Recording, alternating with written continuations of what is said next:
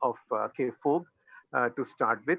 I am the academic chairperson elect for the 2021 to 2024 KFOG, that is Kerala Federation of Obs and Gynecology.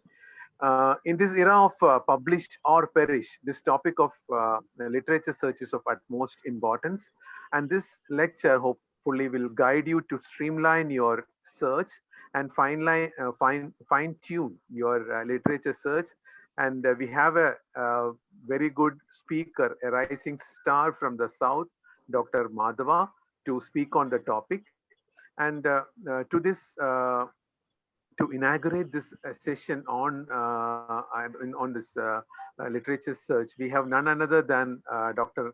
Meena Samant, who is a chairperson for FOXY Academic and Research Committee. And to introduce Madam and the chairpersons, shall I call upon the ever energetic Dr. Subhash Malia, who needs no introduction. He is the chairperson of the Kerala Medico Legal Committee, Kerala Federation of Obs and Gynecology. He's a chairperson, South Zone of FOXY Endoscopy Committee, COX Secretary, and IAG Secretary of Kerala Chapter. Over to you, Subhash, to introduce the Meena Samant Madam as well as the chairpersons. Thank you very much, sir. Respected President Ajit, sir. Respected Secretary Dr. Ajit, Dr. Venugopal, sir, and all the other co-chairpersons. I have the warm pleasure in welcoming our star of the day, Dr. Meena Samant. Very grateful to Madam for having accepted our request, and be a part of and inaugurate this particular session. As you all know, Dr. Meena Samant, Madam, is the Senior Consultant HOD at Guruji Family Hospital, Patna, and she is also the Secretary General of ISOBAB. She is also the current Vice President of the Patna OBGY Society, and she is also the Secretary of. She was the Secretary of Patna OBGY Society, big society with almost about 700 people, right? And she was the Organizing Secretary of UA Foxy and Boxcon. I have the warm pleasure in welcoming you, ma'am, this wonderful meeting. Thank you. And I would like to welcome the chairpersons for the.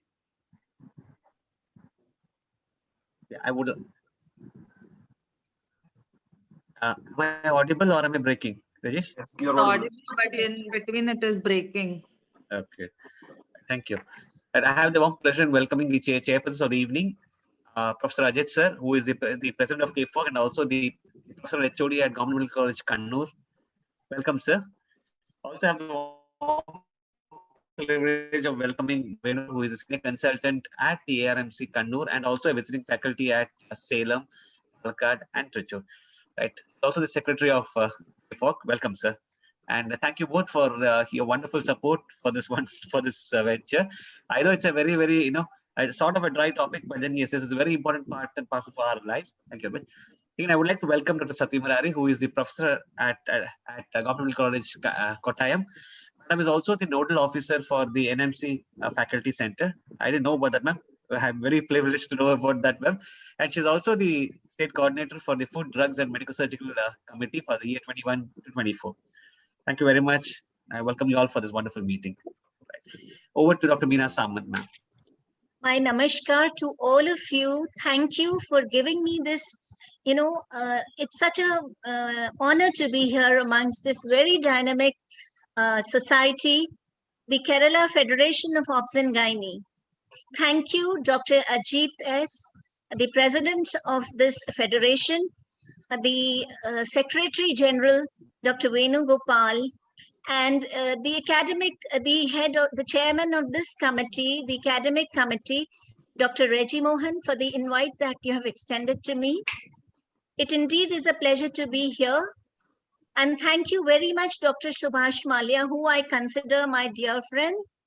Thank you for inviting me to your society. And I'm also glad to see amongst the audience, two of my very newly inducted members from Kerala of my committee, Dr. Madhusudhanan, Dr. Chellamma, I cannot see right now, but then I would be depending on you for our future activities with Kerala. Then, sir, Dr. Mohan, you said you publish or you perish, but then when we publish, we have to be very careful what we are doing. Otherwise we really do something like, perishing. So for that, the first step when we go on to do is the literature search. And technology has really made our life easy with everything a click away. But when you go to the websites, you would be lost in the sea if you do not know how to navigate. And for that navigation, we have such a young and very enthusiastic speaker today here, whom sir has described as the star, somebody who's into it, Dr. Madhva Prasad. It would be really interesting to listen to you. Actually, we don't want to miss out on what we are searching, but at the same time, we don't want to be lost in the maze of the things there. So there is a way to do it, and sir is going to show us the way, that way. And it looks dry, but when we are in need, this is our savior. So Dr. Madhav, really we'd be looking forward to listen to you. And the academic committee, you've done a wonderful doing the series. And I would try to be there listening as an audience to as many of them as possible. And well, Kerala has a special place. The first time I visited it was in 2005. And that was as the Yuva orator to Kochi. So the God's own, place, as they say. It's a beautiful place. Had it not been for the COVID and the lockdown, I think, on whenever it is over, I would definitely like to, visit in physical form, and I would look forward to that. So all the best for this, the start of the 3 series by this academic committee of the Kerala Federation of Obs and Gynae. So thank you once again. And I asked my one of my nurses in charge from the labor room, and the word for thank you is Nani, if I'm right. So Nani, once again. Thank you, ma'am. Now I would like to hand over the mic to the chairpersons. Ajit sir, I would like you to have a felicitation, and then Venu sir. Ajit sir, thank you, Meena madam. Thank you for the kind words. Over to you, Ajit sir. Good evening, all respected seniors, dear friends. Respected Academic Committee Chairperson, Dr. G, the Medical Ethics Committee Chairperson, Dr. Subhash, K4G Secretary, Dr. Venu, actually, and Dr. Rajesh. Actually, these 3-4 people arranged everything. So I'm very thankful to these 4 people for arranging this webinar series. As Dr. Meena Samant rightly mentioned, the selection of article in the journal is very important. How to read an article. Again, if you want to write some Western board examination also, again, it's a topic, how to read an article, you have to critically analyze the article. So for the educational purpose also is very important. As Dr. Reggie mentioned, for publication, for your promotion and all, you need publications. So this is a very important topic to all of us. When we take the literature search, actually it's very important to know the existing knowledge. Then we can find out the gap in the knowledge and we can select the research topic and the research question. Again, for the data search also is very important. So how to do a proper literature review, literature search, very important. So thank you, Dr. Reggie, for selecting this topic as the first in the webinar series. Then best wishes for the academic committee. Thank you, Dr. Reggie. Venu sir, few words. Venu sir. Respected Ajit sir, President of KFOG, respected Meena Samant madam, Dr. Reggie, Subhash, our faculty, Sadi, all of you, our esteemed faculty for the day, Dr. Madhav Prasad, very good evening to all of you. First of all, I want to congratulate Dr. Reggie, Dr. Subhash, Dr. Rajesh, and all who have put together this very important, I think, very important meeting, because like all the previous people mentioned, it's a very important topic, and I hope all the audience benefit a lot from it. I want to thank Meena Samant for her presence today to inaugurate this session, because she's the most apt person to do it. And I thank you very much, madam, and also to Dr. Madhav Prasad for being present here. And I think we'll all learn a lot from you. Without any delay, I wish the program success, and I request Reggie to please continue with the session.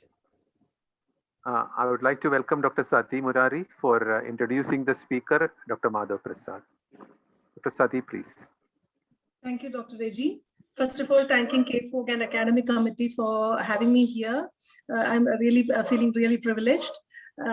We have, as our seniors and other faculty have mentioned, this is a very important topic and often sidelined, because and it's one of the basic qualities of a physician, that is, he should have a sense of clinical and scientific inquiry.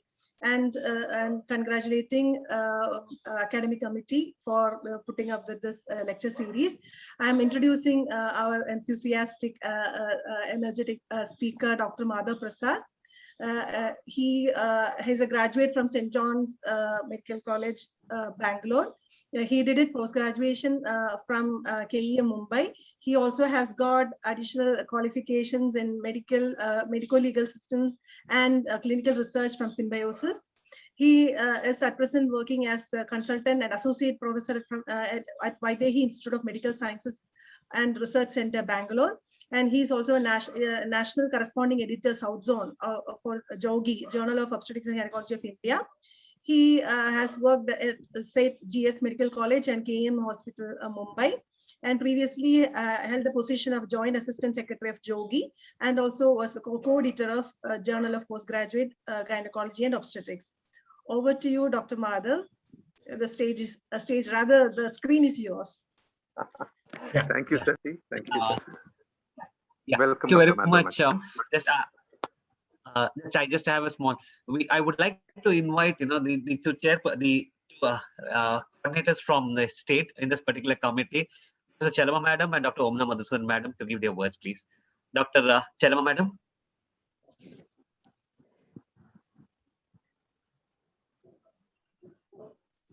Chellamma Madam. Madam is here, madam. Madam, she's here. She's here. She's here. Madam is muted. Yeah. No, madam She's is here. muted. Ask Chellamma Madam to unmute and put her video on. Rajesh. Yes, sir.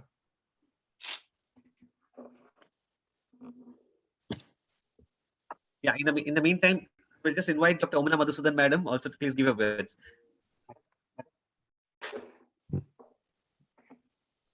Hello, am I Good audible? evening, yes, madam. You are very much. Yes, sir. Very good evening to seniors and friends and respected speakers and chief guests of today.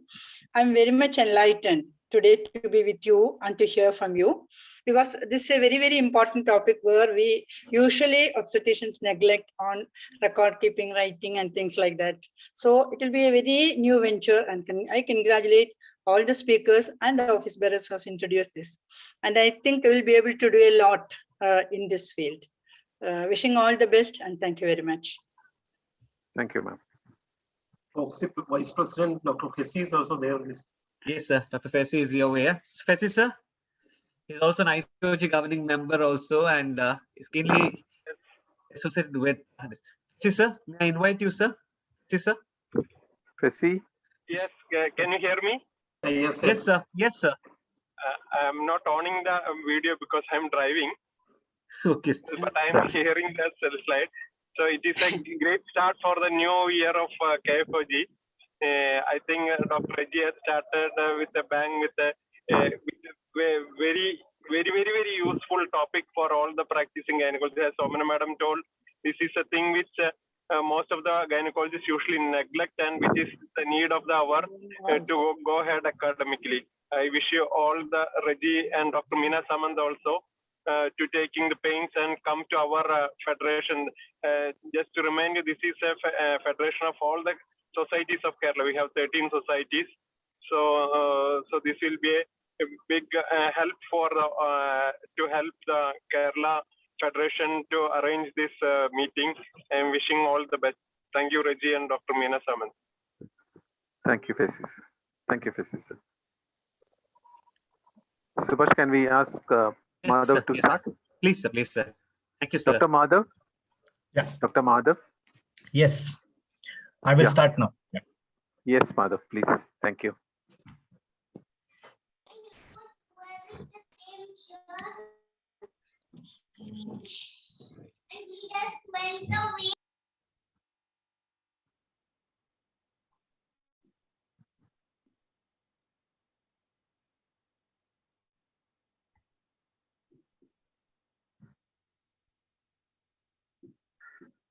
Yeah, is my screen visible to everyone? Yes, Madhav. Yes. Yeah. Okay. So thank you all the organizers and the chairpersons for an elaborate introduction. And I think this is going to be the first of a 3-series lecture. Art of Article. I was very intrigued by the name itself. Like it's quite unique a name.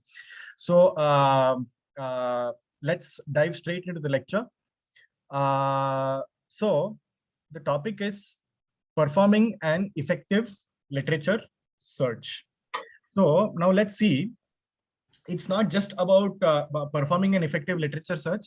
I'm also going to be talking about how to be efficient in referencing. See, so the thing is, what happens is everybody does literature search. You know, you go to Google and you type a particular topic, you are going to get something out of it.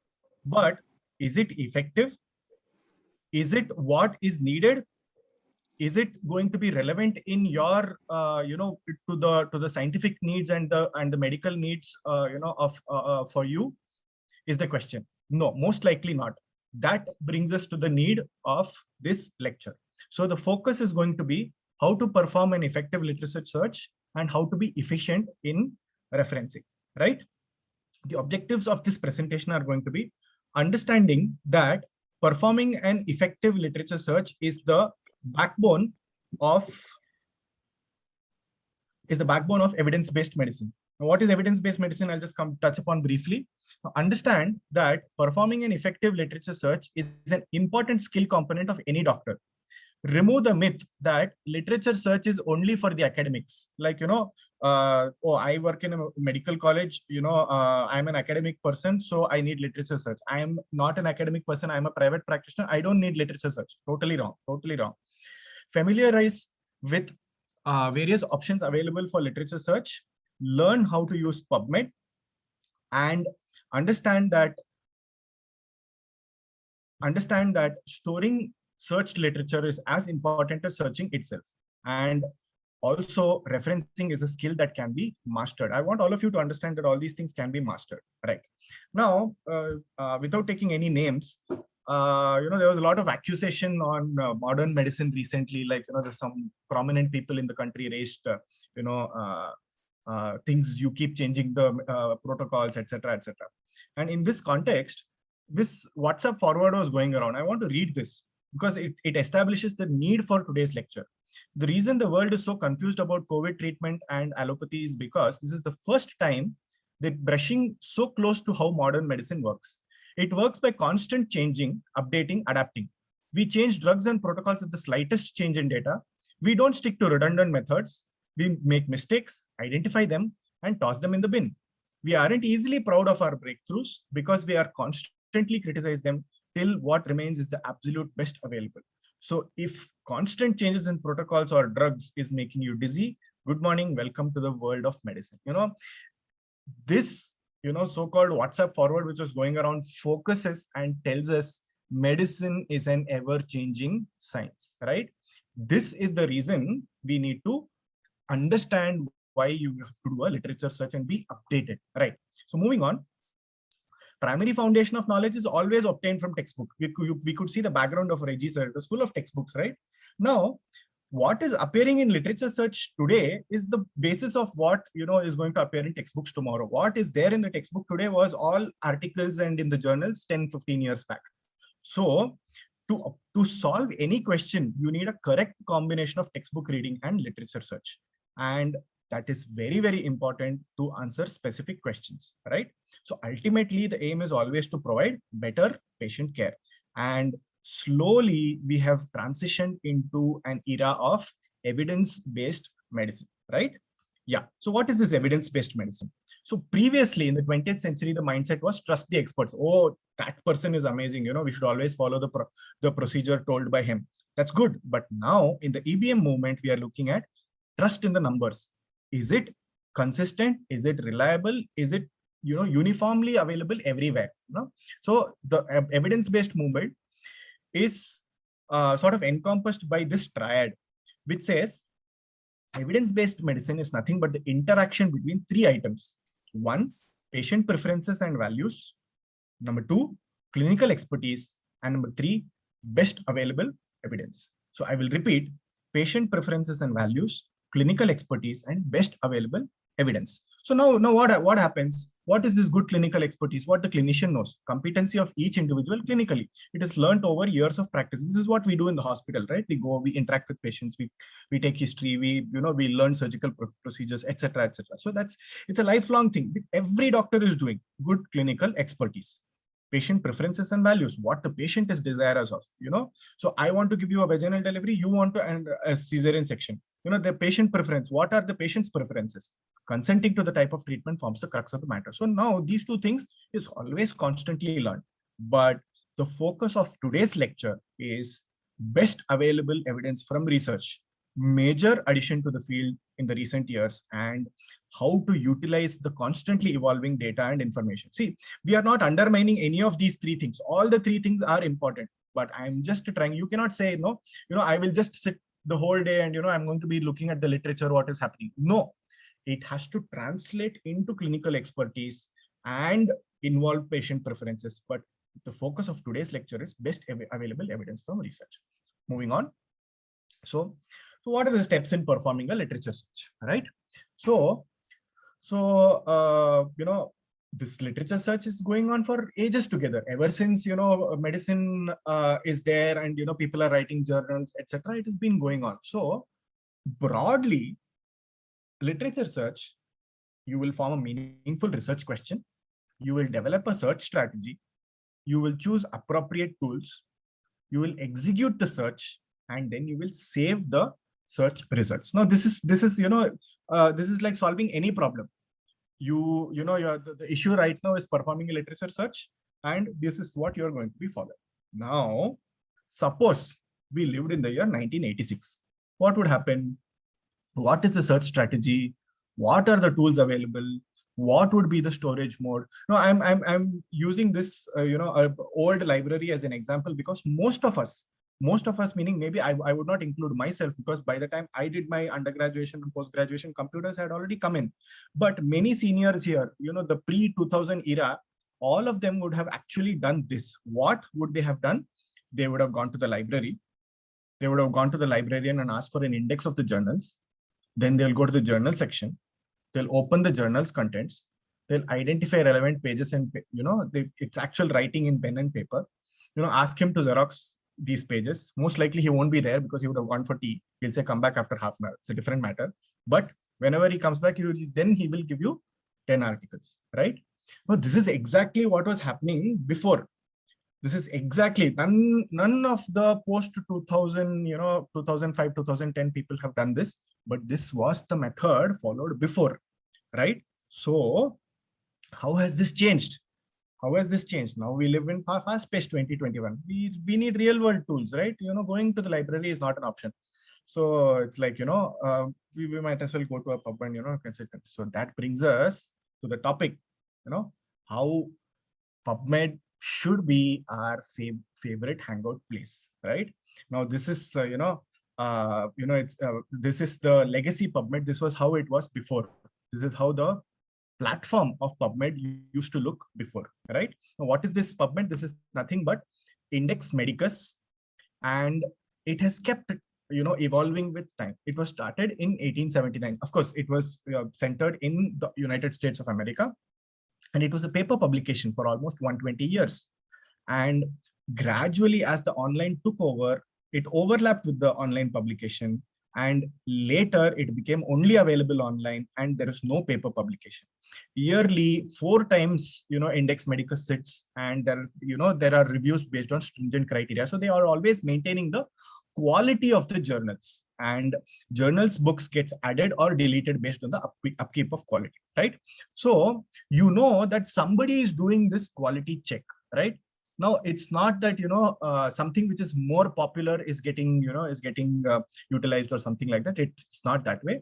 Somebody is actually doing a quality check, and hence it is safe for you to refer an indexing agency like PubMed, which is the gold standard. It's the holy grail of medical search, right? So as we move on, we are now living in the era of information explosion. Now you just see this entire lecture is going to be a series of screenshots which have been taken on my system whenever I searched. So here you can see very clearly something called NLM catalog. NLM catalog is the National Library of Medicine catalog, and if I type obstetrics and gynecology, you can see the number of results that are coming.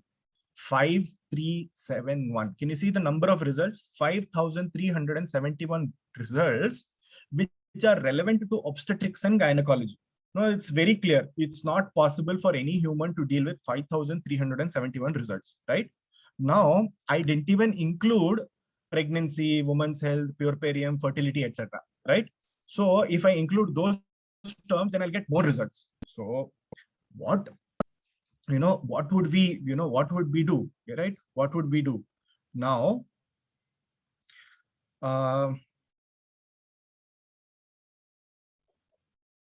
Is everyone able to see these the slides? Yes. Yes, sir. Yes, sir. Yes, Okay. sir. Right. Okay. Thank you. So is it possible to score through all the available data? So, there are so many textbooks, there are so many journals. Now, there is a need for an efficient grouping system, right?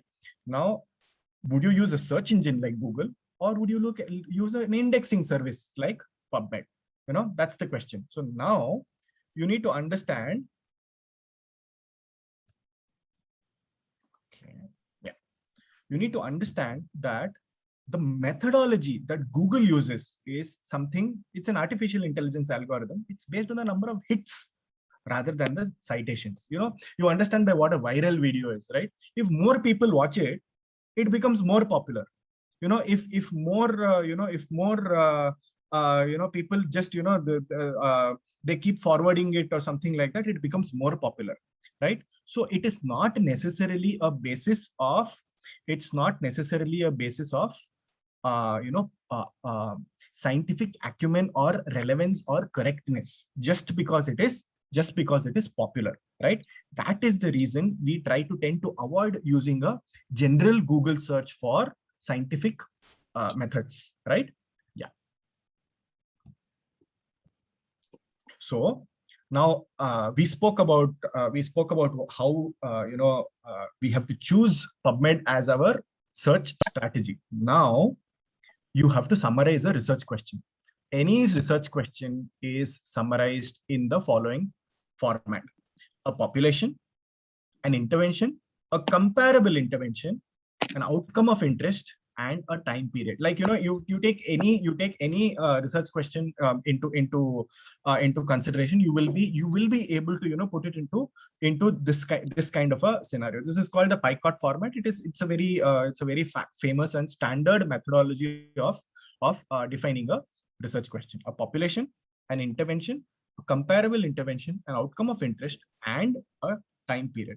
Now, there is a varied audience here. I understand that there are postgraduates, there may be a few interns also, and of course there are senior consultants. For the postgraduates and interns, if I'm looking at that, now you think what your topic is and what your PICOT would be, and as we go through this lecture, you can even think of what would be the relevant terms you would be using in your particular research question. That kind of thought process, let it keep going on, right? Moving on. Now, I have chosen, for the sake of demonstration, I have chosen a particular research question.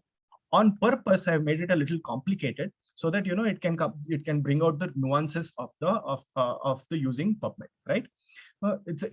Is intralesional administration of methotrexate better than intramuscular route for patients with cesarean scar pregnancy? It's a very niche topic. I'm sure everybody knows what a cesarean scar pregnancy is here, but it's a niche topic. What is the population? Cesarean scar pregnancies. What is the intervention? Intralesional methotrexate. What's the comparison? Intravenous, intramuscular methotrexate, the conventional forms. Outcome, better. Multiple outcomes, it can be in terms of reduction in hospital stay, mortality, morbidity, liver enzyme inhibition, whatever it is, blood transfusion, whatever that is, better. Time period in this particular question I have not defined, right? So you understand this question. Now suppose I want to answer this question which has arisen in terms of latest relevance using PubMed, right? Now let's see how it goes. Now I've taken the entire question and I have gone to my search tool. When I just type PubMed on my Google taskbar, I'm going to get this. You are going to be welcomed with this PubMed.gov, and there's going to be a cursor which says search PubMed, right? Now if you scroll down, you're going to see this, right? Great. Now using disease name, condition name, procedure name, or technical name as the search term. So in that particular task, in that search bar, I have copied this whole thing and I've said search. The entire thing which is red is intralesional administration of methotrexate better than intramuscular route for patients with cesarean scar. I have typed and I have searched, right? So you can see there quite clearly, your search term was processed with automatic term mapping because it retrieved 0 results, which means this is not the format of searching. I cannot, a question comes to my mind, I form a research question, I cannot paste the whole thing. I'm going to get 0 results. Now let's tweak this a little further, right? Let's move on. Medically non-relevant terms should be excluded from the search. Now, is, of, than, for, with, these are all not going to yield anything. So I'm removing all these things, right? Now I have fewer words. These are the words that have been inputted. Intralesional, administration, methotrexate, better, intramuscular, all these things. Now I'm still landing up with 0 results, which means still, I need to tweak it up a little bit. Now, medically relevant terms, but not keywords. Keywords are the ones which really define a search. Now, these are excluded. How? Administration, better, route, patients, all these things I am excluding, right? These are all getting removed. Now, still I'm getting only 0 results, right? Now what? I'm almost there, but not yet there. It's still 0 results. Now moving on, I just, I've put these: intralesional, methotrexate, cesarean, scar, and pregnancy, right? Now I have got 5 results. You can see here that I have got 5 results, which means I'm almost there, but not yet. 5 results is too less. So I am removing pregnancy. Now I'm still getting only 5 results, which means actually pregnancy was not a YouTube, it was not relevant at all in the search. I'm still getting only 5 results. Now, when I look at these terms, I'm thinking that, maybe this intralesional is not a good word, so I'm deleting intralesional, right? Now I'm seeing 322 results, which means intralesional was the culprit. We are talking about using technical terms for the search. Your research question may have a very ultra technical term like intralesional, but that was not yielding too many results. So upon deletion of that term, if I'm getting 322 results, I know very clearly that particular that particular term was not useful, right? So now I am in safe territory. When I put methotrexate, cesarean, scar, I am getting something useful. See something. What is this? Uterine artery embolization and methotrexate infusion as sole management for cesarean scar and cervical ectopic. A single center experience. I think, I'm comfortable. I may be wanting to utilize this study, right? Now what I do is I have changed the word intralesional to local. I am getting proper results now. When I say methotrexate, cesarean, scar, local, I'm getting 97 results, which is excellent. And look at the first result itself: management of uterine ectopic pregnancy, local versus systemic methotrexate. This is exactly what I want. What I started off was comparing between intramuscular intravenous versus intralesional. Intralesional means local, intramuscular means systemic, and scar ectopic means uterine pregnancy. See, I got my result. And similarly, I have got 97 results. So with just a simple manipulation of the words I am getting some very good, excellent results, right? Now just an analysis of the search terms which are used, right? When I used too many search terms, I got 0 results or 5 results. They were too less. Whereas when I used 3 broad terms, methotrexate, I got 320. That's too much. I'm not able to handle it so well. But when I use the term local, I got 97. It is quite manageable, but it can be reduced a little it has to be, it has to be tweaked a little more. We'll discuss that, right? 97 is still a large number. You cannot possibly go through 100 articles. Maybe you should, but yeah, let's go forward. Now to explain what does this, PubMed use. It uses something called Boolean algebra, Boolean operators. It means the standard operator is AND.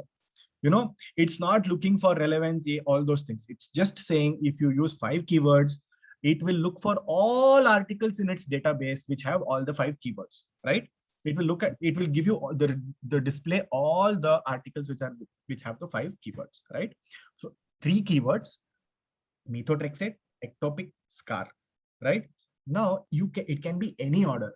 It's not important that you have to put the first order. Whereas when you use Google, you change the order and see, you will get different results, right? So that is sort of, that's like a comparison, right?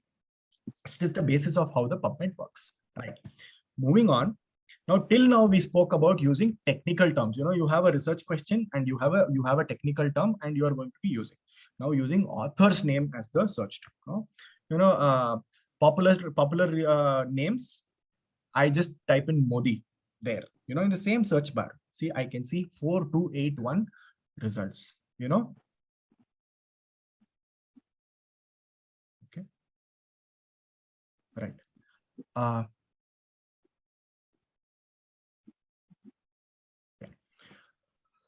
So I use a popular name, Modi. It gives me 4,281 results, right? Now that's I'm typically looking at searching for an article based on the author's name, this way, right? Now if I give it a little better input, I get little lesser number of results. If I give a specific author, so for example, if we say for example, if we say Narendra Modi, I'm getting 8 results. So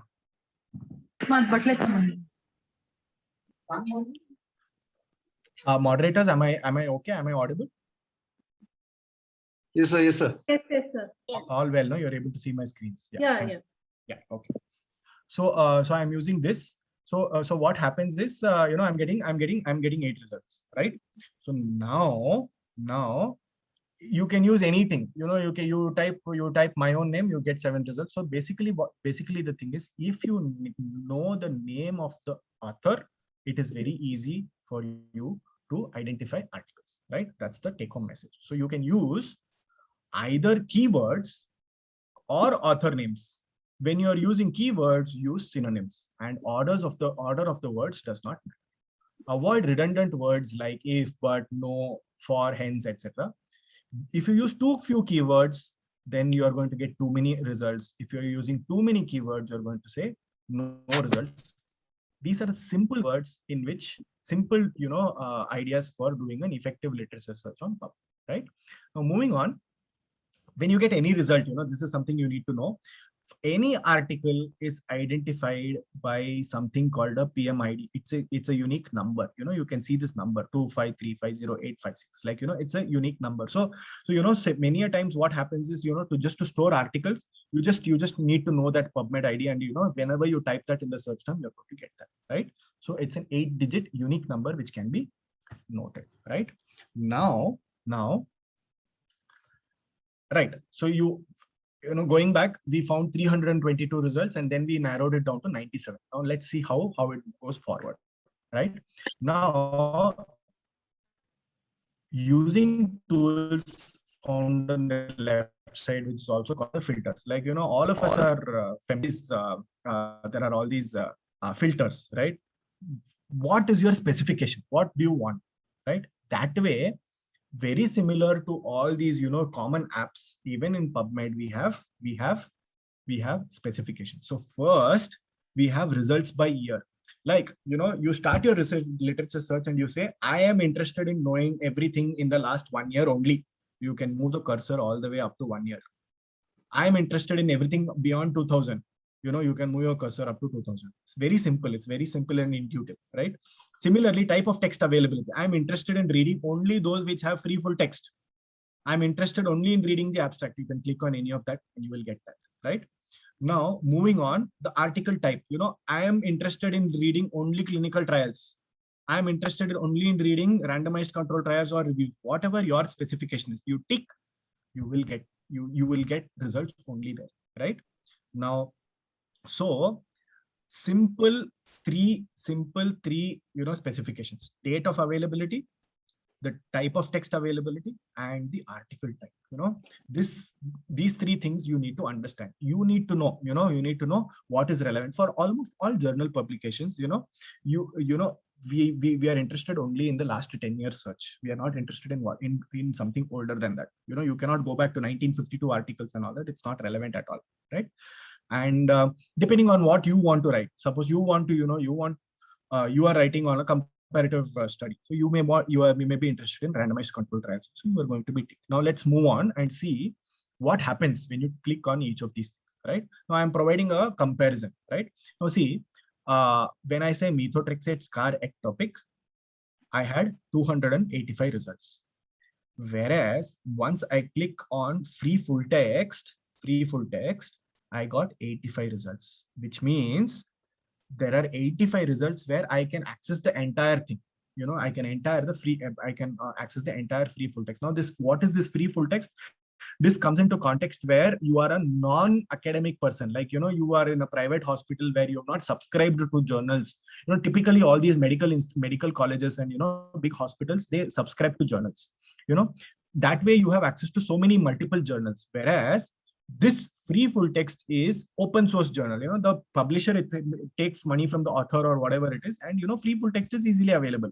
So this becomes useful where you are on your own and you are not in a setup where you have subscribed to journals, right?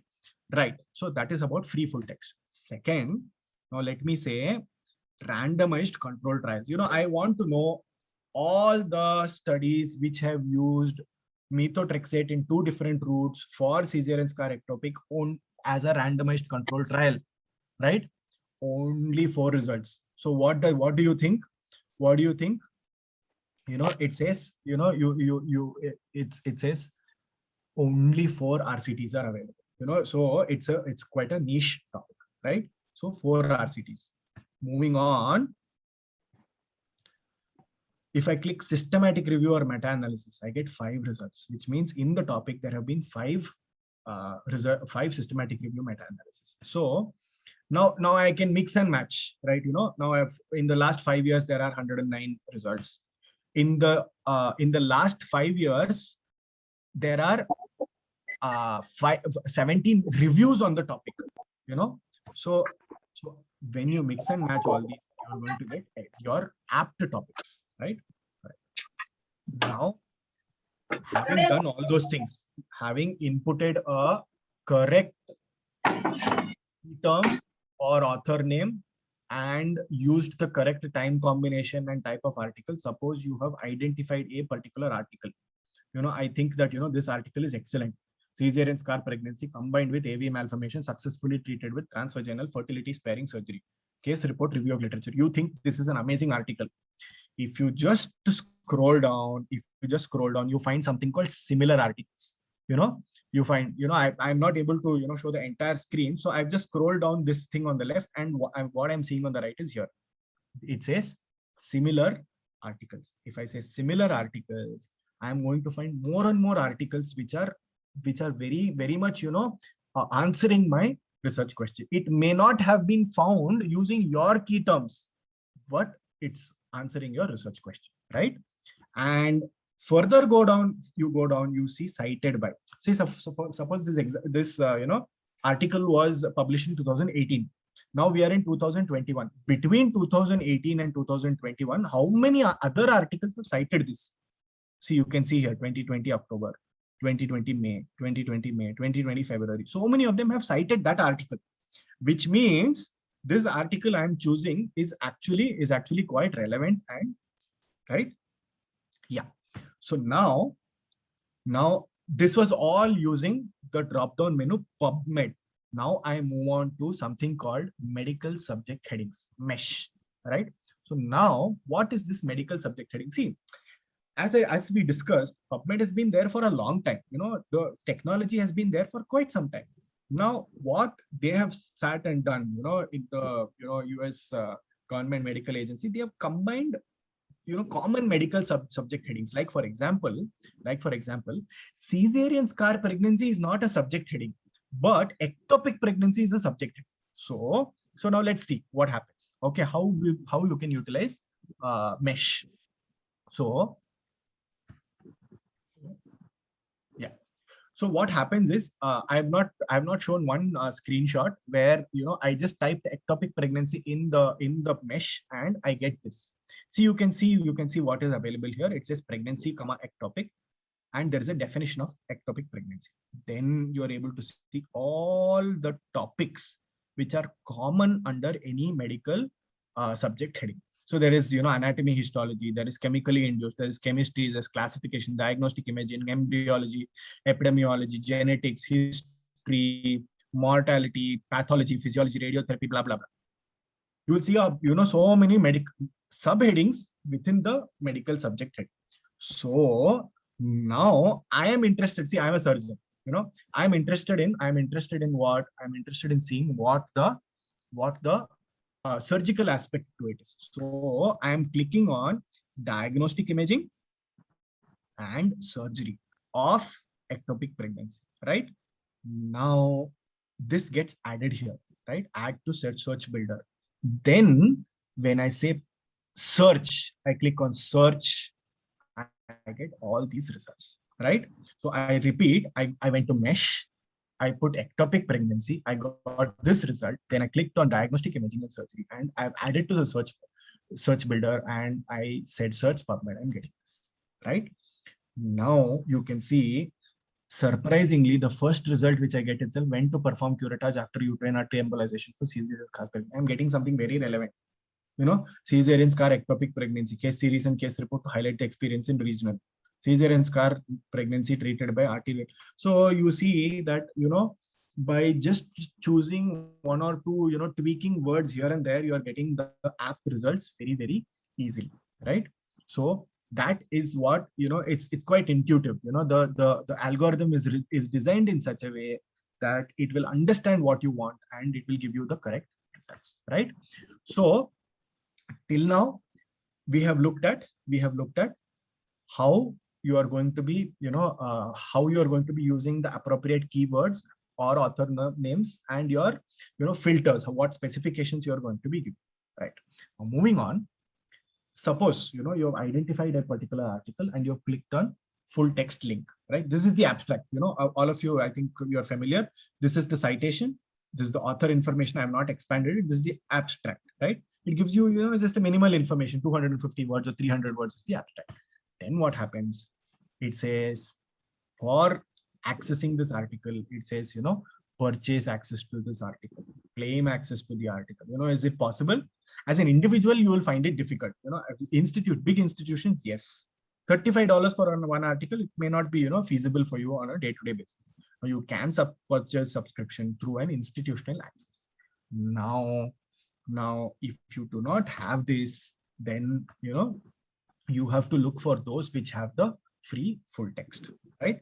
Now what happens is even in institutions, I was just telling you, don't feel that, institutions are utilizing this so well. I was in KM hospital for a long time, and in all faculty at km.edu, there was an email received that, this was way back in 2018, of course, is very poor in your medical college. Even, so-called best medical colleges in India also are utilizing literature search. So, but, that's the state of affairs in India probably. So I think we can change. Yeah. So now I have, identified an article. I have, chosen something which is available. Now I have opened that, and, I say, I can save it as a PDF, or I can save it as a PubReader format, or any of the formats, right? Now, how am I going to save? How am I going to save this?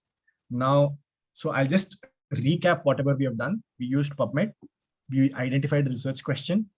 We formed few specific keywords using the research question, the most relevant ones, and brought our results to approximately 100. Then we used our filters and we made them, manageable, like, less than 50, so that, we will be able to manage the number of results. And we also chose how recent we want, what type of article we want, and by which authors we want, and we got it, right? So you've sort of got an idea about what the article is all about, and you have an article. Now, how are you going to save, right? So this brings us to the next part of the talk. Satisfactory search is in progress. Where to save it? How to manage it, right? So, like, for example, I did my thesis submission in the year 2013. What did I do? I just downloaded all of them and kept it in, I downloaded them onto my, desktop, and my desktop was full of, articles, Word document, or PDF, right? Now, are we going to do that kind of a thing? No. Today, we have apps, which are efficient and which are making our lives easier. Now, these are called reference managers, right? Reference managers. There's something called Mendeley, which is, you look at the motto of Mendeley. It says empowering researchers to organize their references. Simple. This is exactly what we want. See, now when you are doing research, typically you are going to be looking at hundreds of papers, 150, thousands of articles which you want to narrow down. You don't want to rely on your memory, and say, oh, I had seen this somewhere, I forgot what it is, etc. So it's all about reference management. So if you just simply type mendeley.com, you are going to get this, and it will ask you to create a free account, right? You can go through the steps by giving your name, institution details, etc. And then, I already have an account. So, I'm going to be showing some, how it is going to be utilized. Of course, I don't have any particular, I don't insist that you have to use Mendeley. There are other things like Zotero, EndNote, BibTeX, Scribendi. There's so many of them, but my choice, out of experience is Mendeley. I use it regularly, and that way, right? So this is the homepage. It asks you to sign in. After that, this is what my homepage looks like. You can see this is my library. It is all documents, and I have folders. You can see, I'm not sure if everybody is able to see, but it says DIC in obstetric hemorrhage. I had a task of writing something on DIC in obstetric hemorrhage. There is a folder. I click on this folder, all my items which are relevant to obstetric hemorrhage is there, right? And some USG thesis, something is there. I click on that, I'm getting everything. So basically what this Mendeley does is puts all your references in one particular place, and you can split them into folders as and when you want, right? This is all it does. Now let's move on. Let's move on and see how would you actually execute this. So there's something called Mendeley Web Importer. It's all very intuitive. You go on to Mendeley and you just search for this, you will get this, right? You click on Mendeley Web Importer for Chrome. Now you just see very carefully. You can see here it says, there's a exclamation mark. This area is blank right now, and my web importer has just downloaded here. An exe file has just downloaded, and once I click on that, it says add to Chrome, add to Chrome. These are all screenshots now, and it says, save references. I say add to Chrome. It says add importer, add extension. I say yes. Now you can see here, you can see that there is the red mark. This is my Mendeley Web Importer. It says added to Chrome. You can see here, it says add to Chrome question mark. Now here it says added to Chrome. So now Mendeley Web Importer is now a part of my system. It's a part of my ecosystem, right? Now what happens? I go to my PubMed article, right? I go and search my article. I continue the search. I've already spoken about that. I will not repeat. I've already searched. Then when I click on this Mendeley Web Importer, this sort of screen opens up. And it asks save. And when I say save, it says first it downloads the reference, then it downloads the entire PDF. If the PDF is available, it downloads the PDF. If it's not available, it's not available. That's a different matter, right? So what has happened is, this is something like cloud computing. You know, there is something on the cloud and there is something in your system, right? So you have an account and you want access to articles which are otherwise available online in your system. You know, that's what you want. So what you have done is, you've gone to PubMed, you have accessed the articles, you've clicked on them, you have used the web importer, and you have imported it into your desktop. Then when you say sync, you know, there's something called sync. When you say sync, all of them are available in your desktop, right? It's like, you know, it's a common thing which I try to relate to. We all cook, right? We all cook in the kitchen. Now, for to make one particular article, not article, one particular item, you know, there are a lot of ingredients which go in, right? Now you may need oil, you may need rice, you may need dal, you may need some sambar powder, some rasam powder, etc., etc. Now, when you are going to start cooking, you are not going to run to the the grocery shop. No, you're not going to do that. What are you going to do? You're going to bring everything and put it in the storage place. And from the storage place, you will open it and you will utilize it for making the cooking, right? This is what we always do. Same analogy, you know, all the articles, you know, all are the ingredients which are available in the shop, you know, which is PubMed, right?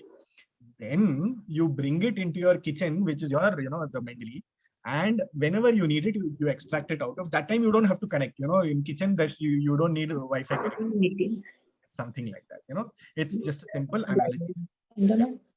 Okay, so now what happens is, you have saved it into your computer, and later you don't need internet dependence. You know, sometimes, so many times we notice, you know, we are inside the operation theater, there is no internet connectivity. You know, we are inside the OPD, or you're inside the, you know, inside a busy labor room. You don't know.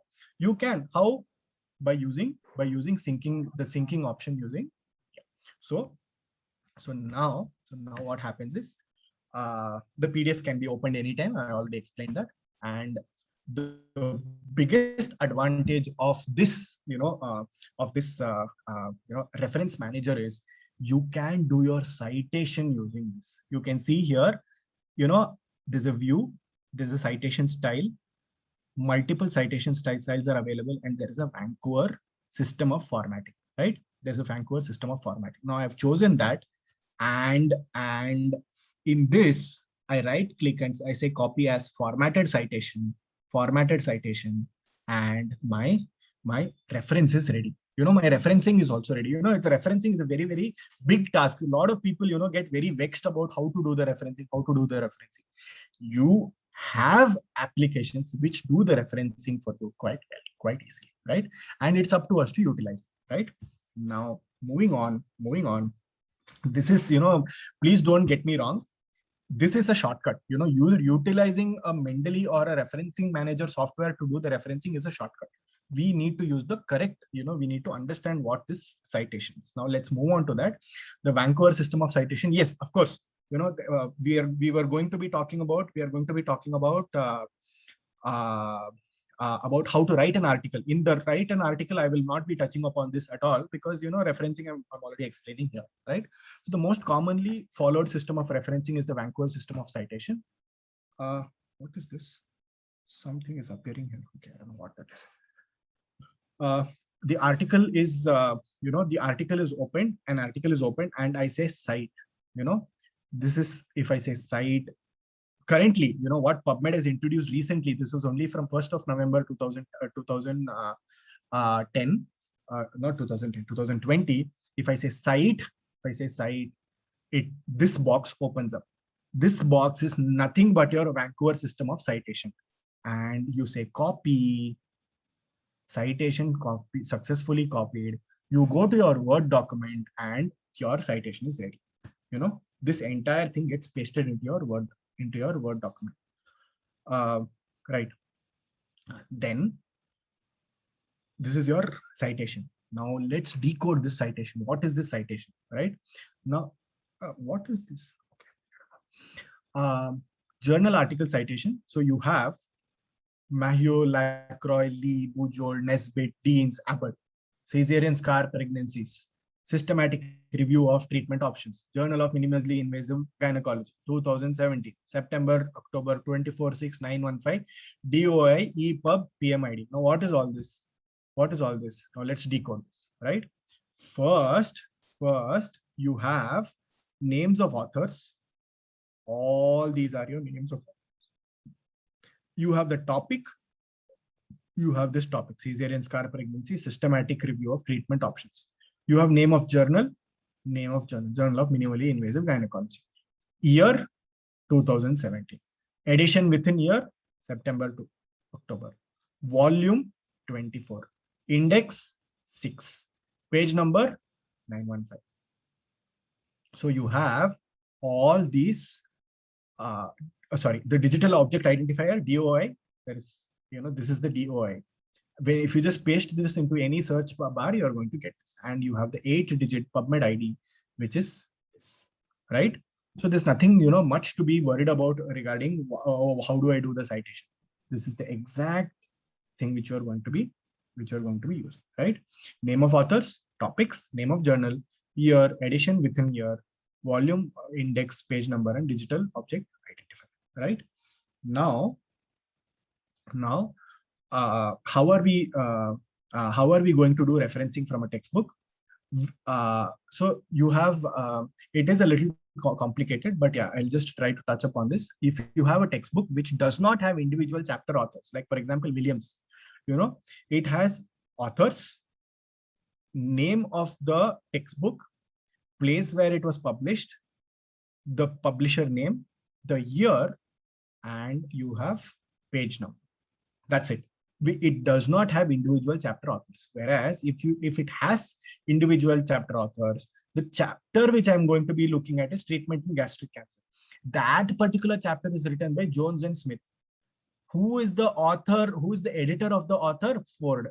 What is the name of the textbook? Cancer of Digest. How are you going to cite this? Like this. First is going to be name of the editor of the, name of the author of the chapter. Then the name of the chapter. Then name of the editor, name of the textbook, where it was published, who are the publishers, year, and the page number, right? That's it, right? Referencing from textbook also, you just have to follow the rules. It's quite easy, right? So I'm almost coming to the end of my talk. So what happens is, the common question that arises is PubMed the only source of articles? Okay, no, it's not. There is UpToDate. There is Dynamed, there is TRIP database, there is CPG guidelines, there is grade working group consensus, there is, there are a lot of these things, right? So, right. So can I have, just to demonstrate that, this works for all topics and not just, the topic which I have chosen. Can I ask any of you in the audience to give me any topic, and can we do it? Yes. Good evening, sir. I'm Dr. Anusha, and I'm an MCH resident in Government Medical College, Trivandrum. Okay. Nice lecture, sir. I had one topic in mind. Okay. It is comparison of ovarian response in different phenotypes of PCOS in women undergoing ART, IVF cycles. Okay, right. So, right, are you able to see my screen now? How is it like? Yes, sir, we're able to see. Yes, sir. Okay, so are you able to see the PubMed screen now? No, sir. No, sir. You shared only the PowerPoint, sir. Okay, so I'll just go to the screen now. You have to. Yeah, I'll do that. And again do it. Yeah, I'll do that.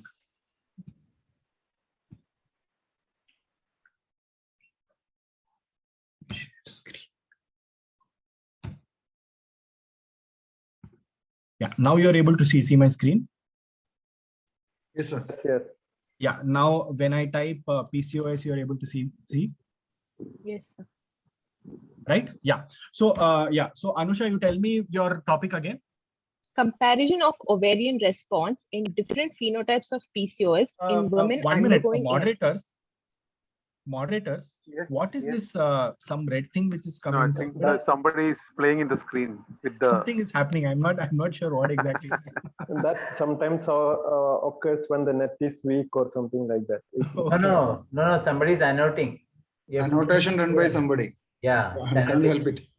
Okay, fine. I know this is first time I'm experiencing this, so I was a little taken aback. So I was like, somebody's It's hacked a into my tool by computer. Zoom. A Zoom tool is their annotation. You can mark it on your screen. Is it? Okay, fine. So people are active. Okay, that's a good thing. Right. So so Anusha, can you tell me what was your topic again? Comparison of ovarian response in different phenotypes of PCOS in women undergoing ART. Okay, so what are your outcome parameters? I'll be looking at M2 oocyte quantity and quality.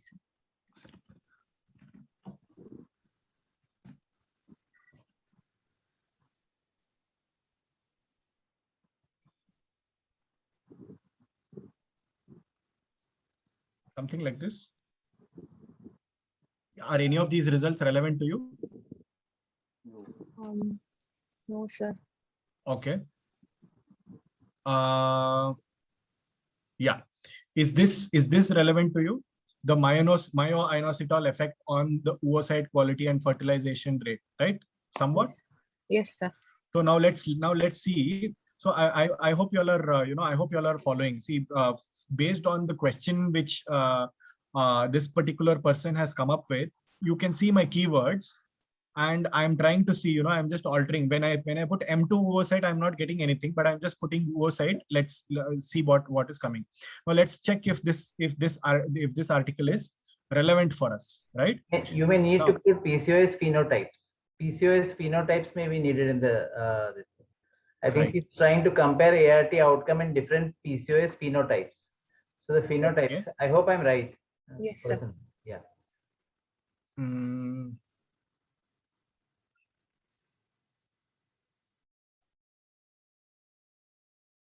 There you are. Yeah, right. Something, you are finding something relevant. Below that. Yeah, it may not be perfect. Yeah. Right. Yeah. So it's easily demonstrable that by using the correct system, we're able to now I found ovarian response to control. This is exactly what you want, right? Yeah. So now let me demonstrate. Now you see, you go down, you find similar articles, right? Now you can see in vitro maturation. Are you interested in IVM also, or we are not doing IVM, sir. Okay, you're not doing IVF, right? So so basically, at least you found this one article, and based on this, you can look at similar articles and cited by you can go into this one. So it's just a simple demonstration that utilization of the correct search terms are going to give you better results. The correct results. Yeah. So so that's that. Yeah. So so moderators, I've sort of come to the end of my talk. Would you like to, how would we take this forward? Would you want to take some questions or? Yeah, chairpersons, please. I think a few questions are there in the chat box. Yeah, I'm going to look into them. Chairpersons, Ajit sir is there. Venu sir. Yeah. Sati. Yes. We can take one by one. Questions in the chat box. Actually, there was one question about the keywords. What do you mean by keywords?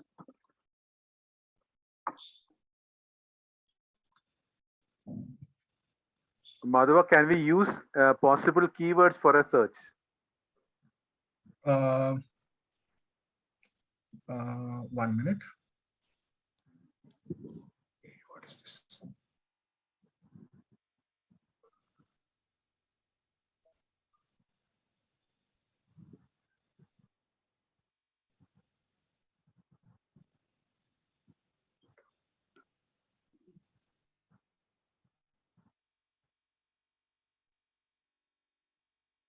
I want to stop sharing my screen.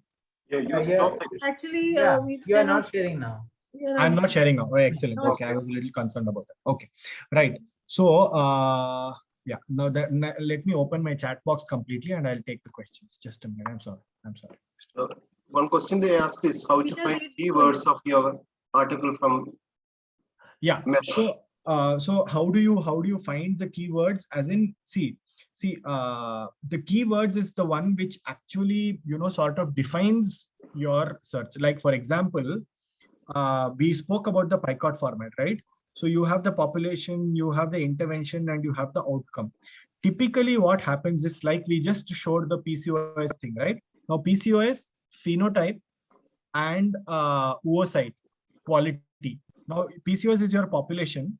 You've defined it better using, phenotype, and ART is your intervention sort of, and your outcomes is oocyte quality, correct?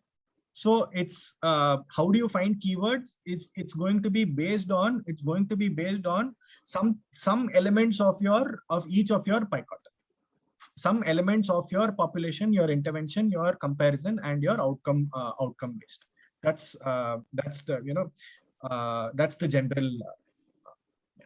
Even when you send the article for the publication, no, usually we have to write the keywords. Correct. Yeah, can I add on something? Yeah. Can I add on something? Because again, Madhav sir has explained about the mesh. So that is medical subject heading. That also will become the keywords while using a search. Correct. Clearly explained about the mesh words in PubMed search. So use the mesh and you can find the keywords. Correct. Actually, using these keywords, Sorry. There's a question on difference in a review article and mini review and criteria. I have a doubt regarding, like, in the previous example that Dr. Madhav showed, this PCOS that showed only one relevant article. No, how to proceed like later. Yeah, 1 minute.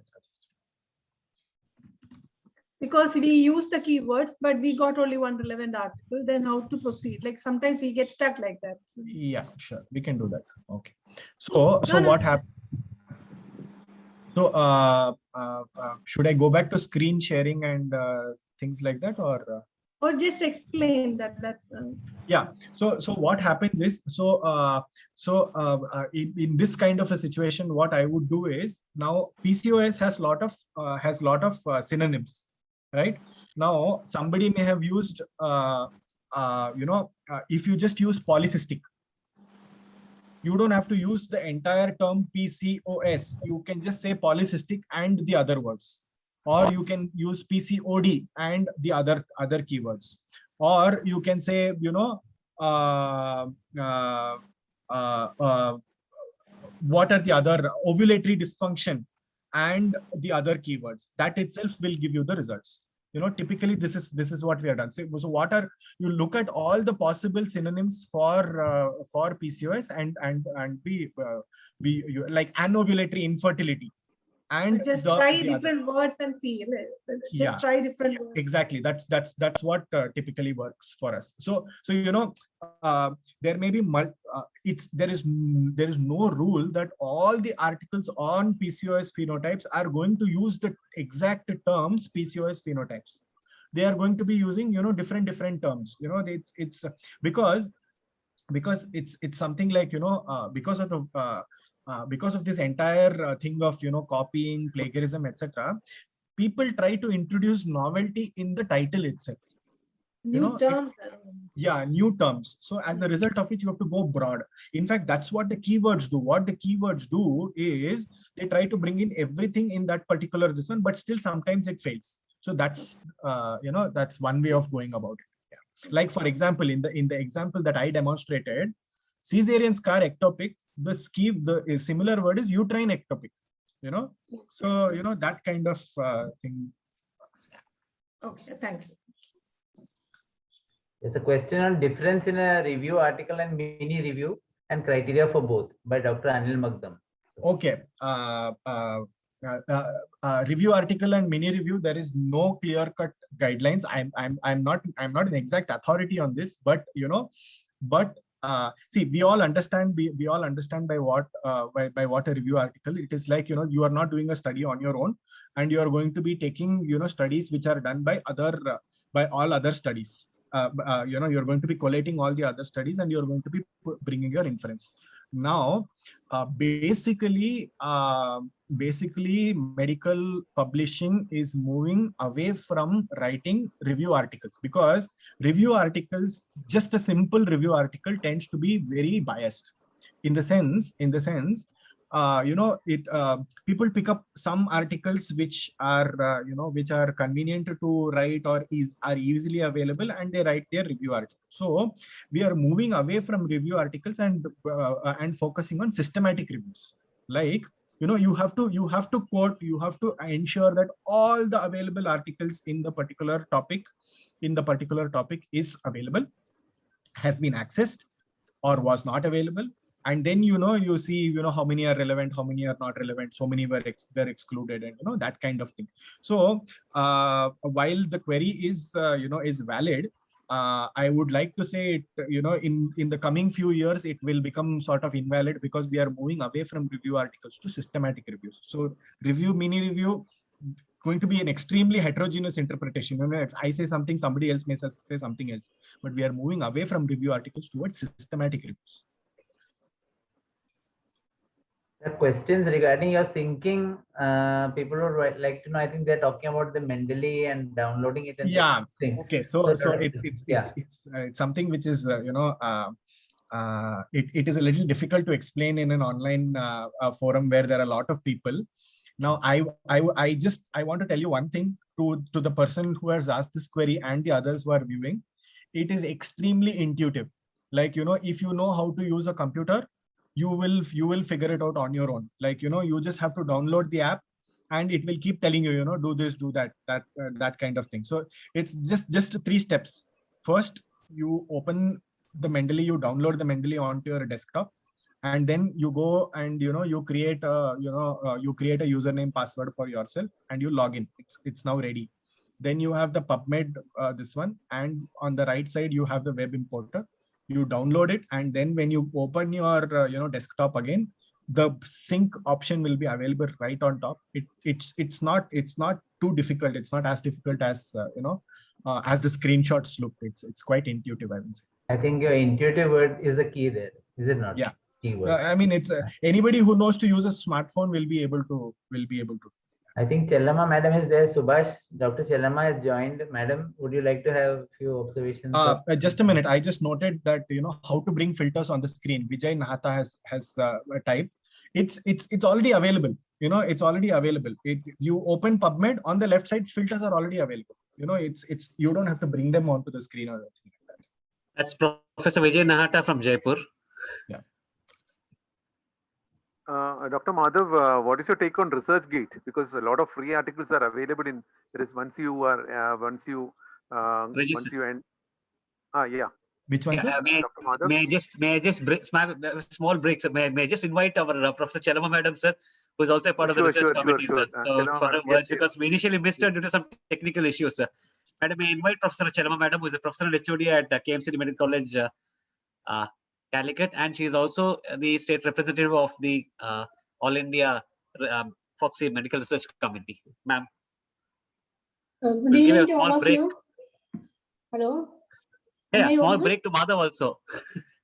Can you hear me? Oh, yes, ma'am. Yes, ma'am. Good evening to all of you, Dr. Meena Saban, Dr. Madhav Prasad, Dr. Ajit, Dr. Venu, Sadi, Reggie, and all the office bearers of KFO. So first of all, I congratulate the KFO Academic Committee for organizing this type of wonderful webinar, which is very useful for not only for postgraduates, for us also. So the Dr. Madhav has presented a lecture. It was very excellent, and it's very useful for the postgraduates, not only for the postgraduates, for us also. And the way how to search the literature, how to find out a topic or a research question, primary outcome, secondary outcome, and also how to do it, how to analyze it, and how to conclude it all. It was very, very informative. And also, I think it is very useful for us also how to know how to search for the literature when we are preparing a lecture on a topic. I think it's very useful for us also. So I expect Dr. Meena Saban will arrange again such type of webinars when the new batch of PGs come, because already this year already they have submitted and approved. And one question to Dr. Madhav. Hello. Yes, ma'am. Yes. My question, my doubt is, can you quote textbook as references in a research method? Absolutely, madam. Absolutely. Why not? I know that National Yes. Board agrees it. I don't know Yes. whether the NMC or universities agree. The National Absolutely. Board criteria, they are given it. You can quote the. Yeah. So I want more about it from you. Yeah. So, madam, typically what happens is we are most of research. When we say research, it's something new. But when you are writing an introduction on a particular topic, you are going to be, you are going to be starting about the topic by writing about what is already known. There are a lot of many Western countries have moved on to the abstract, where what is already known about the topic, what is new in this study, that kind of thing. So in the introduction part, definitely textbooks are going to be, our references are perfectly allowed. It's absolutely allowed. There's no doubt about it. Yeah. So I have seen thesis from the Rajiv Gandhi University where they quoted from Williams textbook. Yes, so that absolutely. is why I am asking. Yes, you can use textbooks. There is no doubt about it at all. But of course, the latest edition of the textbook is preferable, and it is encouraged. It is encouraged to speak about, like for example, suppose we are looking at okay, some new marker for preeclampsia, very common topic. We are using a new. Now, the definition of preeclampsia, I don't want from a journal topic. I would prefer to have it from a textbook, because it's very well accepted from everywhere, available in the textbook. But about the newer markers, I don't want from the textbook, from journal articles. It's like that. Okay, thank you very much. Dr. Madhav, since you brought that thesis here, so when we value the thesis, unfortunately, more than 75% of the thesis is about the literature review. Yes. The methodology, we see 1 or 2 pages. So what is your opinion on it? Sir, first of all, I am too junior to talk about it because I have become a PG guide just recently, 2 years back. So now the thing is, yes, the literature search should be restricted to a particular level only. Like, for example, I think DNB is more progressive about this rather than the universities. If you look at DNB, they clearly tell that you're not supposed to exceed more than 15 pages of review of literature. And in that review of literature also, there are guidelines which is provided is that the first, there should be 2 parts which is speaking about the condition, and later should be about the similar studies in the topic. So yes, sir, I think all universities should come up with very clear-cut guidelines. And we see theses which are which run to 150 pages, and out of which 75 pages is review of literature. It makes no sense, sir. Speaking about what is already known is should be very small, and what we did is what should be more. So definitely, sir, it's but I guess all these changes are in the offing. I think all these will take place soon. How many are to be there in the literature? How many articles minimum? Like how many articles, or how many during literature search? And what is the minimum amount article that you have? Okay, so it's like what happens is you have what is your you have to look at what is your target. Are you writing a journal article, or are you writing your thesis, etc.? So about thesis, everywhere we have to follow the guidelines, madam. It's as simple as that. For example, most of the journals, most of the standard journals, they say restrict your original articles to say 20 or 40 or something like that. And it also depends on the type of the article. If it's an original article, they say 40. If it's a case report, 8. If it's a if it's a systematic review meta-analysis, there is no limit to the number of references. If it is if it's a review, if it's a mini short commentary or something like that, it's around 6. It depends. So there is no particular, cutoff or something like that. There is a lot of heterogeneity in this. Different people have a different take on this. I think it should be more recent when you are using this. So that is exactly the Last reason 5 why years. I was telling in the literature search I was 10 talking years. about, using the time filter. You look into for example, Journal of Obstetrics and Gynecology of India suggests that all references should be less than 10 years of age, 10 years from the time of this one. So you move on to 2010 onwards. Like for example, sickle cell anemia. You want to write something on sickle cell anemia. You don't go and quote what was written in 1910. We don't do that. You have to take the latest available textbook on hematology for the definition of sickle cell anemia. We don't go back to the source article. Exactly. No. So that is a common mistake. So many people start writing about the first reference in. I think these things are going to be covered in the future in the next 2 lectures, sir. I mean, in fact, the crux of all these discussions are what is going to be covered in the next few lectures. Like I'm going to be demonstrating what not to do rather than what is to be done. Like you pick up an article and to see this is not well written, this is not correctly written. So that. Yeah. May I sir, may I just invite a couple of colleagues over here, sir, Dr. Pramila Menon, Dr. Serena Madam, and Dr. Vijayalakshmi Pillai here for their comments, sir. Yeah, Pramila Madam. Thank you, Dr. Subhash, and thank you, Dr. Reggie and KFOG for such an interesting webinar.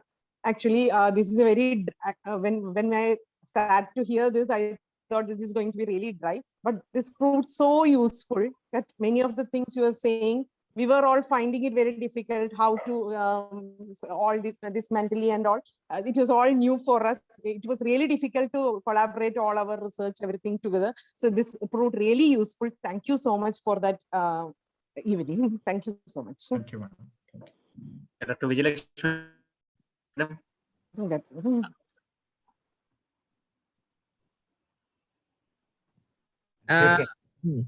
it was dry. I mean, the subject as such is dry, but I was hoping to watch some movie in between. I couldn't. That interesting it is.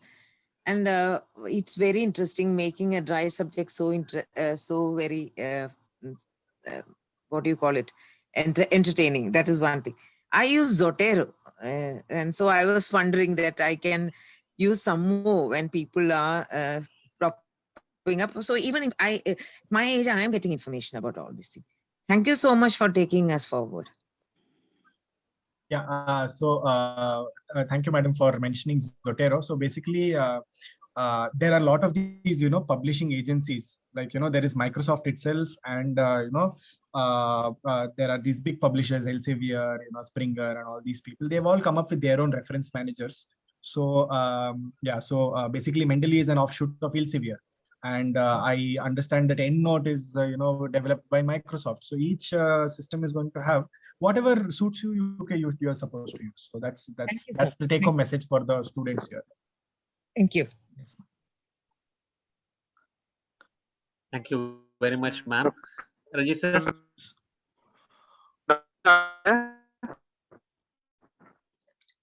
Now, are you there? Sir, voice is breaking. Serena madam, can you unmute? Serena madam, can you unmute and Serena madam, please unmute and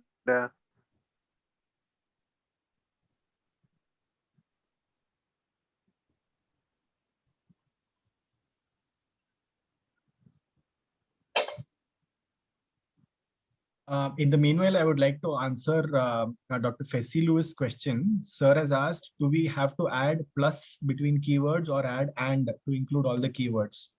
So it's a common question. You don't have to do anything. You just put the keywords, it automatically takes in. The PubMed uses the Boolean algebra where the automatic, the function that is taken is and. Of course, there is, I didn't cover what is advanced search and all that. Just beneath, there is something called advanced search. where you can, say, I don't want this, I want uterine ectopic, but I don't want surgical, I can, and it becomes a little complicated. I didn't include that in this lecture. Prasanna madam, are you there? Prasanna madam? Prasanna madam? Madam? Prasanna madam, any inputs from? What about the ResearchGate, Madhav, meanwhile? ResearchGate? Definitely, sir. Definitely, ResearchGate is a good option. There is ResearchGate, there's academia.edu. Personally, I feel that we can use anything that we are comfortable with. Yes. So how ResearchGate helps is, like, you are not a part of an institution, but you want to get it from your colleagues. Like, you can directly get it from colleagues who are working on similar topics. Like, for example, I was just mentioning that, you can identify, you can just put in the keyword of authors. How do you know which author is working on what? That is very well works on ResearchGate. And, definitely, sir, ResearchGate is used quite extensively. And I too use ResearchGate. And and I think a lot of LinkedIn is also, using becoming a platform where a lot of scientific sharing of information is taking place. So yeah, these are all ways to go forward as we move. Some more senior members have logged in. Dr. Prasanna madam, are you there? I think madam is not there. Okay. Any input from Dr. Meena Samant? Meena madam is still there? Yeah, madam is there. Yeah, I can just only Good congratulate. evening, sir. Good evening, everyone. Okay. Sorry, my network is quite bad. The voice is interrupting, I guess. Okay, it's clear now. Good evening, everyone. It was a wonderful presentation, Madhav sir. And it was quite focused and on point. And I applaud the organizing members, everyone, for rightfully arranging this meeting. And I request to have another talk on how to read an article. I mean, now we understood how to search for an article, and I wish the next one should be how to read an article, to rightfully understand what is the methodology of how to go about it, what is a good article, and how to filter out the bad ones. Thank you so much again. That's a part of the agenda given by the organizers. Next one. It is a webinar series, workshop series now. Oh, okay, thank you. Thank you. Somebody has asked what is hyperlink to the article.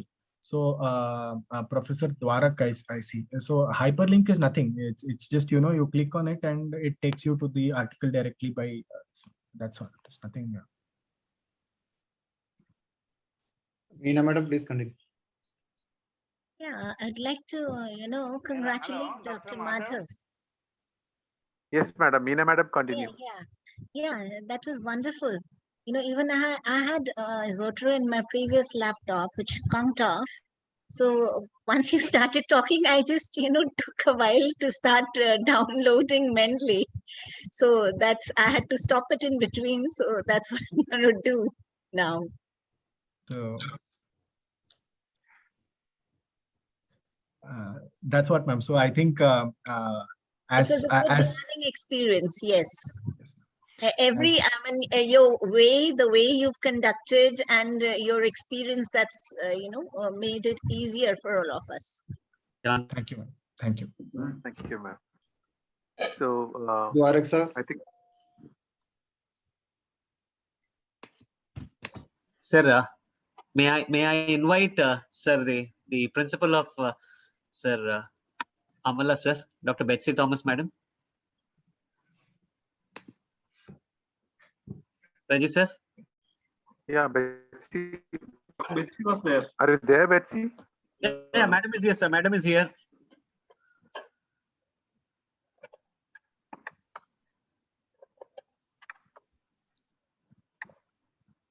Sandesh Bhau.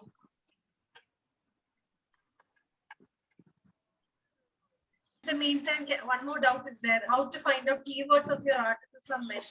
That is there is one question. Yeah. in the chat. I think the question is not correctly framed. Keywords from Mesh. See basically, the utility of Mesh is, in Mesh there is a standard list of topics. So it's like, medical subject heading. So everything which is in Mesh, if you just go and you see it, there is a drop down menu. If you just press space and you go through the drop down menu, some thousands of topics come down. Anything which is going to appear in that Mesh topic is going to be a keyword. So if you are utilizing say PCOS as the keyword, it is going to be if it's appearing in the Mesh, it's going to be a keyword. So it's like that. What I feel is this utilization of keyword, it's with improvement in artificial intelligence algorithms, even if you use approximate keywords, it's going to be okay. It's not going to be hard and fast and very rigid. Things are improving. So if you use keyword that is in the Mesh, then it will be more. It will be appearing more. It will be quicker. Yes. Yes. Thank you. Thank you. Again, I think one Dr. Sarina Gilvaz has asked, can we quote textbook references? I think yes, absolutely. I think we just had a discussion with Dr. Chellamma that textbook references are to be quoted for. Can we unmute Sarina madam? Can we unmute Sarina madam?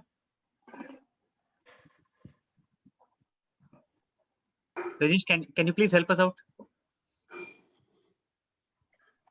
Meanwhile, Madhav sir, there was one doubt earlier whether we have to quote the textbook as such or whether we have to quote the article given in textbook as reference. Okay, article given in the text. No. See, the thing is, there's something called cross-referencing.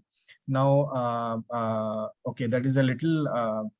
I'll not go into too many details. See, basically, what happens is, if you are going to take an information from a textbook, which is like things like definition and understanding of pathophysiology, etc., you have to quote the textbook. Whereas in the textbook, sometimes you find Subhash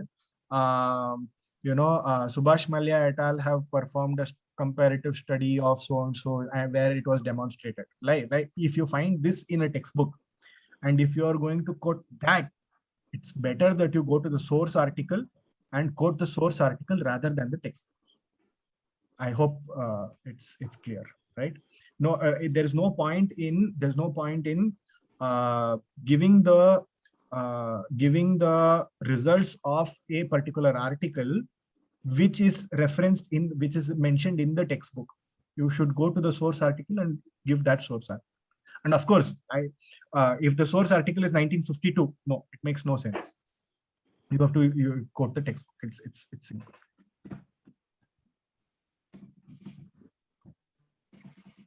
Dr. Sandesh Kade. Sandesh sir. Dr. Sandesh Kade. Right. Okay. Wind up here. Yeah. Fine. Yeah. So we'll find. We'll. Okay. I think all the questions are answered, and we'll be planning the next talk next month. We'll be confirming the dates later. I would like to invite Dr. Regis, who helped me a lot and who is the Foxy quiz coordinator also, to say the official vote of thanks to all. Regis, Dr. Regis, please. Thank you, sir. Before coming to the official vote of thanks, I must congratulate and applaud Dr. Madhav for such a nice session. Actually, when Subhash sir told it would be a nice session, I thought it was an exaggeration, but it's so well molded, and it's easy to say biryani is tastier than meals, but sometimes there are cooks who makes meals better than biryani. So you are such a cook who makes silly topics feel delicious. And thank you, sir, for that session, and looking forward to the coming sessions. And the name of organizing committee, I thank you for such a nice session. And I thank Dr. Meena Savan, madam, who is the FOGSI coordinator for clinical research, for gracing the occasion. Thank you, madam. And also, when we was just discussing there was a topic like article reading and discussion. Dr. Ajit sir and Venugopal sir readily agreed to the, without much discussion, they are readily agreed we should do this topic. And thank you, Ajit sir, Venugopal sir, for allowing us to move forward with this session, and also being the chairperson for the session. And Sadi madam also, who was the past chairperson of the academic committee, CAFOG. Thank you, madam. I thank the seniors who graced the occasion, Professor Chelama madam, Fesi sir, Omana madam, and lot many for being here along with delegates. We have delegates from all over India, spanning from the postgraduates to the professors and head of the departments. I thank all for being here. We had almost 230 delegates, and still now we are having more than 100, I believe. Thank you all for logging in. And last but not least, thank you, Dr. Subhash sir, for helping coordinating all these things, and Reggie sir, who made the most effort to make this program a great success. And I also thank Torrent Pharma for giving us the platform. Thank you all. We'll be having the next session within a short period. We'll give you the details in coming days. Thank you all. Thank you, Rajesh. And I think